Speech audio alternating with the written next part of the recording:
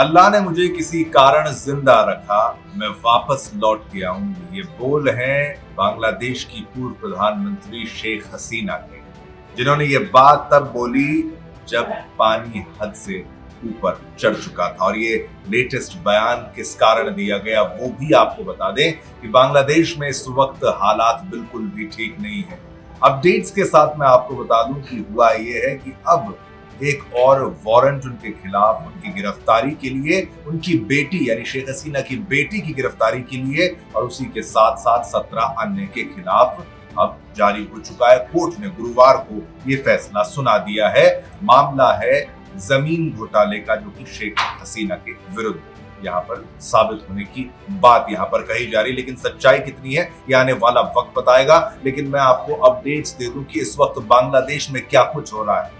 यूनुस सरकार की अगर बात की जाए है तो वो केयर टेकर, लेकिन वो केयर ज्यादा अपने आप की करते हुए नजर आ रहे हैं। बाकायदा बांग्लादेश कहाँ जा रहा है इस बात की फिक्र उनको शायद नहीं है। ये मैं इसलिए कह रहा हूं कि इस वक्त बांग्लादेश के जो आर्मी चीफ हैं, जिनका नाम है वकारुज़्ज़मान, जनरल वकारुज़्ज़मान, वो इस वक्त रूस की यात्रा पर 4 से 5 दिन की रूस की यात्रा पर गए हैं। और इस दौरान ये मिर्ची लगने का वक्त जो आया है वो चीन को मिर्ची लगने का वक्त आया है, क्योंकि जब वो रूस गए तो वहां पर चर्चा किस बात को लेकर हुई? वहां पर चर्चा हुई है डिफेंस डील को लेकर।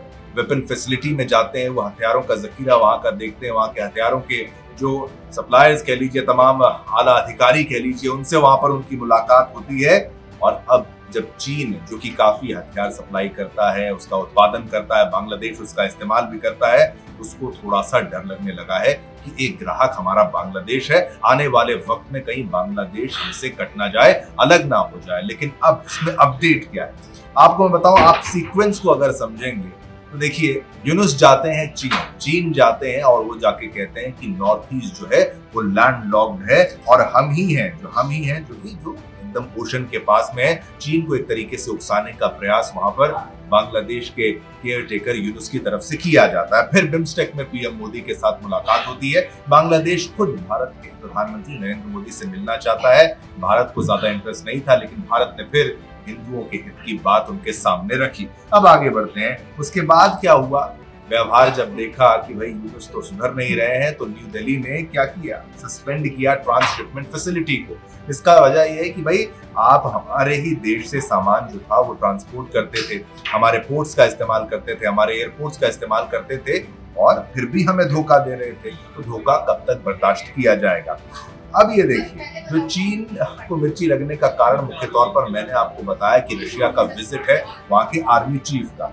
और इसी के साथ साथ आपको बताएं कि हथियार जो रूस के हैं वो बांग्लादेश में इस वक्त ज्यादा इस्तेमाल नहीं होते। केवल MiG-29 एयरक्राफ्ट की आप बात कर लीजिए, या याक ट्रेनर एक एयरक्राफ्ट है, उसका इस्तेमाल किया जाता है। अब अपडेट ये आया है कि जिस दौरान जो आर्मी चीफ है बांग्लादेश के, वो वहां पर रशिया में थे, तो 5 अफसरों को नजरबंद कर दिया गया है। आरोप लगाया गया है उन पर कि भाई इन्होंने प्रदर्शनकारियों पर गोलियां चलवाई थी, और आदेश ये देना उनके विरुद्ध चला गया और उनको कटघरे में खड़ा कर दिया गया। अंतर्राष्ट्रीय अपराध न्यायाधिकरण के सामने उनको पेश किया गया, और साथ ही अब उन पर भी कार्रवाई होना, वो भी उस वक्त में जबकि फौज का शीर्ष नेतृत्व यानी कि भाई टॉप कमांडर जो है, जनरल जो है, वो विदेश में है।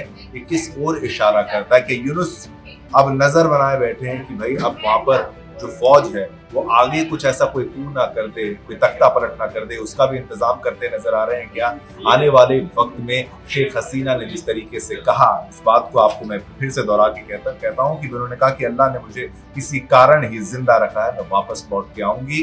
लेकिन किस तरीके का बांग्लादेश उस दौरान बचेगा? बहरहाल जो भी कुछ हो रहा है, भारत के हित में केवल एक बात है कि भाई जो जनरल है बांग्लादेश के, वो जाते हैं रूस, वहां पर हथियारों की बात करते हैं, तो कम से कम जो बांग्लादेश है उस पर चीन का असर कम होता नजर आएगा। कि वहां की फौज चाहती है, ये तो हमें बेहतर समझ में आ रहा है। बहरहाल यूनुस क्या करते हैं ये आने वाला वक्त बताएगा। इसी के साथ आगे दीजिए आज के इस बुलेटिन में कह लीजिए, इस स्पेशल प्रोग्राम में कह लीजिए इतना ही। कल फिर आएंगे, नया मुद्दा आपके लिए लेकर आएंगे।